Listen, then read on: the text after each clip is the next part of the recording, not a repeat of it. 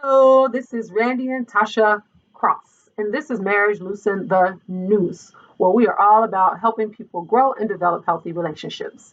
So today, our topic is beware of outside influences on your relationship. So before we go get started, we're going to do the hypothetical question. So the hypothetical question is, if you could read your spouse's mind, would you? And then after you answer, tell why. I'm first. Mm. Well, I don't know if I would want to read my spouse's mind, just because you don't never know what's going on in there. I would rather control. I think controlling the mind would be a better thing for me for a day than just being able to read the mind. So, um, yeah, that's my answer. What about you?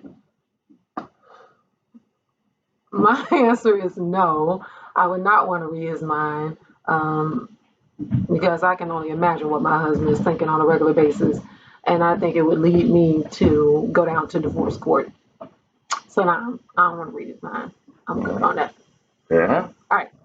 All right. So let's get into it. So, because we said the topic is beware outside influences on your relationship, we're going to talk about what a relationship is, and then we're going to talk about what influences are. And then we're going to take you through 5 things that we find critical in ensuring that you're not allowing outside influences to impact your relationship in a negative way.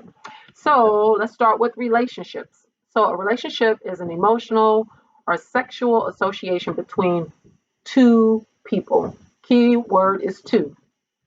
And then influence is the capacity to have an effect on someone or something.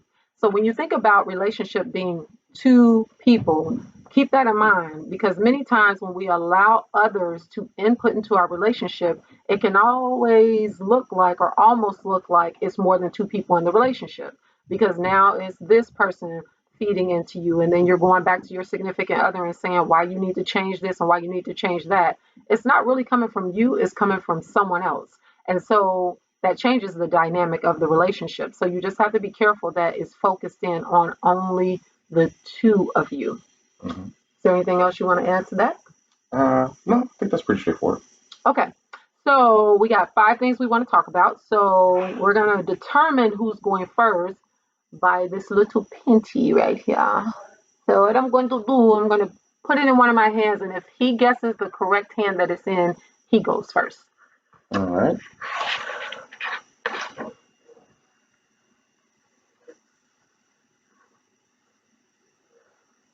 All right, which hand is it That one.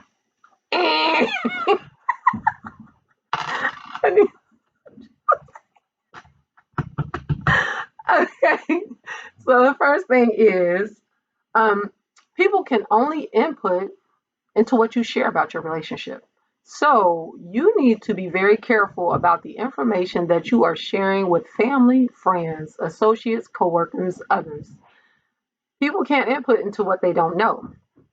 So when you think about sharing something, should you really be sharing that particular thing with this person? Um, because that's when you give people rights to input. And it doesn't mean you have to apply it, but you open up a door for them to start telling you what they think you should and should not be doing, what they think your significant other should or should not be doing, what they don't agree with, why they don't agree with it. And the more that you lend your ear to a person, the more likely you are to start thinking on it, dwelling on it, and then possibly trying to apply it in your relationship, whether you make your significant other aware or not. Good point. Okay. Okay. So the second one, which Randy would lead, is who are you listening to and why? So, you really want to just be careful who you're getting advice from, and what type of advice, what type of experience, and knowledge that individual has who's giving you the advice. Right. If you're married, you definitely do not want to take advice from someone who's single and has never been married, has never been in a serious relationship, even to the point of engagement, because they just do not have the experience the knowledge and how to deal with the type of situations and experiences or issues that you're having in your relationship. So, you definitely want to be careful with who you're listening to and why, because that information can directly impact and lead you to a breakup, or if you're married, a divorce. Right. A lot of times we tend to put too much weight on the words or the advice that's been given to us.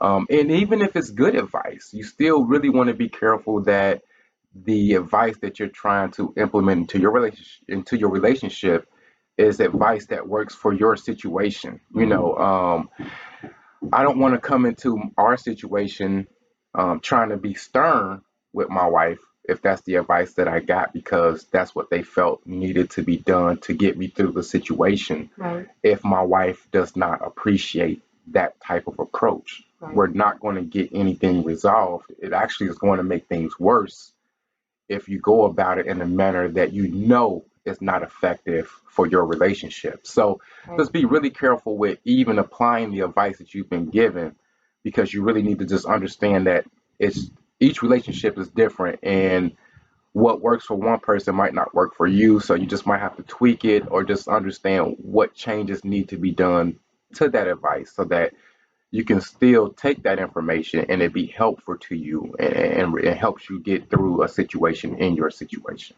So, Right. Yep. And the proverb that I would use for that is don't let a naked man clothe you. So someone cannot give you what they do not already have. And right, so if you think about it from even a sports standpoint, Michael Jordan was a great player. Does that mean he's a great coach? No. So you have to be good at a particular area, have a track record for being good in that area before you can tell someone else how to apply those things. And so, to your point, just make sure that that person has a track record. They've been through some stuff, right? Some difficult situations and circumstances that they have been successful in coming out of. Because a lot of times people want to give you advice, but they haven't really been through anything. So if I'm going through something difficult and you're trying to give me advice on how to get through that difficult situation, that really doesn't make sense if you haven't had any success in that area across multiple categories. right. And just to touch on that a little bit more, Hmm.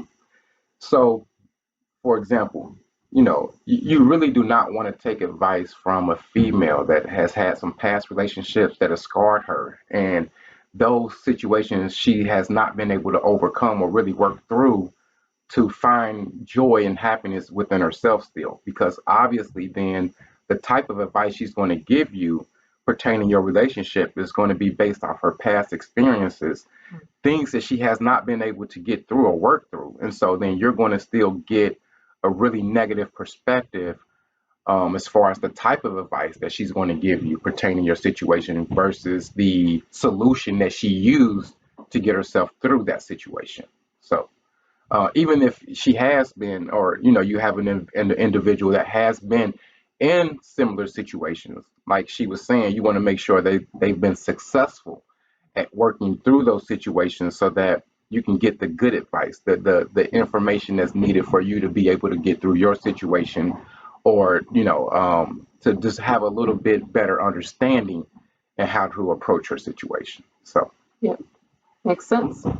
All right. The third one, and I think you might have touched it, is right size the advice for your relationship.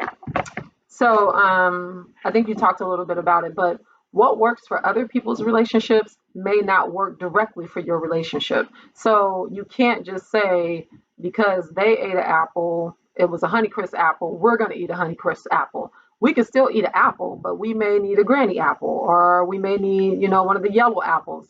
But it has to be what fits your relationship. And you have to be very mindful of that. And you have to be very considerate of your significant other and their flow and the way they take things and the way they deal with things, what they don't want to deal with before you go in almost trying to bulldoze the advice that you're getting on your significant other. Right. And there may be times where it may really be good advice, but it's not the right season for your significant other to receive it. And so you may have to wait, even though you know it's good, even though you know it'll work, even though you know it will improve your relationship. If your significant other is not in a place to receive it and is not ready to go down that road, it doesn't matter. You're just going to have to wait. So don't push things on your significant other. Definitely bring them up, bring up your perspective and why you think it's beneficial for the relationship and how you think it will impact it in a positive way. But also understand that sometimes people are not ready for that type of a change. Right. Yep. Okay.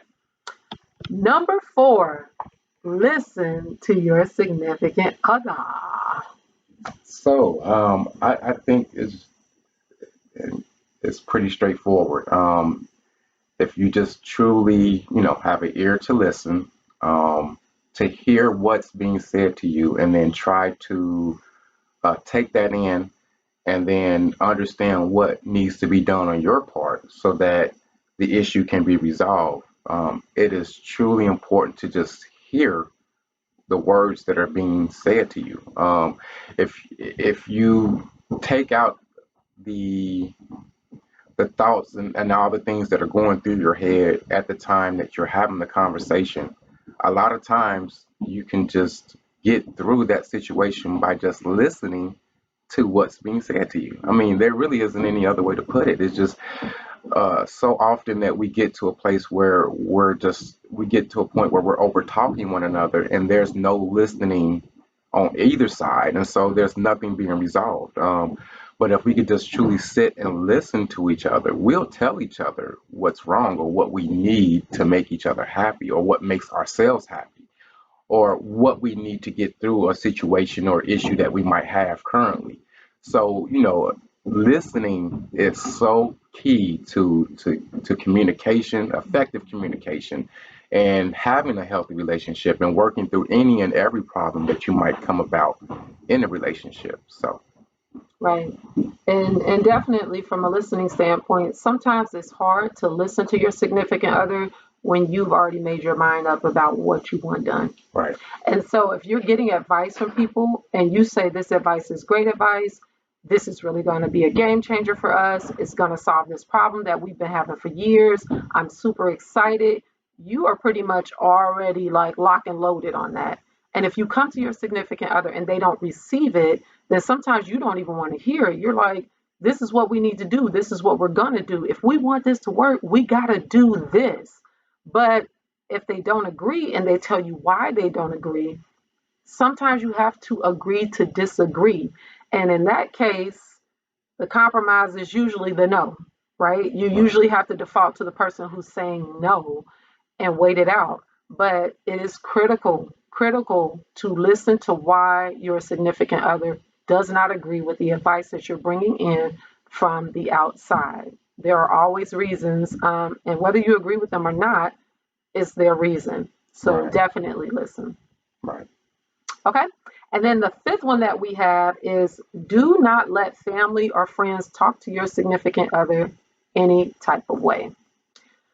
So, what we mean by this is sometimes in situations and circumstances, because you're sharing the information with people, mhm, and sometimes because you're oversharing and you're sharing all of the time, your family and your friends, they love you and they really care for you. And if they feel like your significant other is doing something that they feel is hurting you, it's going to hurt them. And then they're going to get defensive, they're going to get angry, and they're going to have a build up towards your significant other. Sometimes when they see your significant other or on the phone with your significant other, they may bring it up and start trying to check or correct your significant other on that area. That is a definite no, no. Under no circumstances should your family and friends feel comfortable talking to your significant other about something in your relationship. right, Now, it's up to you if you want to talk to them about it, and you have to determine if it's even worth having a conversation. But that is a line that just should not be crossed at all. And if it does happen, it is your responsibility to have that conversation with your family and or friend because you're the one who kept sharing the information with them to right, let them know that they should not be talking to your significant other about something that you're sharing with them. And it may make you rethink if you should be sharing that information with them. If Absolutely. they cannot, keep their mouths closed and keep their mouth off your significant other when they see them. Yep. I like that. Okay. So those are the 5 things that we want to share. So we want to remind you to like with the big hug. We want you to, Share. oh, sorry. We want you to, Share. and we want you to subscribe. And hit that notification bell. Yes. So thank you all for continuing to tune in. We've got more topics coming your way. We've got more Q&A. So we're going to keep it coming. Y'all keep watching. Y'all let us know what you need, what you want to see, what you're feeling, what you're not feeling. And we just going to keep this thing going. So keep it going, y'all. Peace. Peace.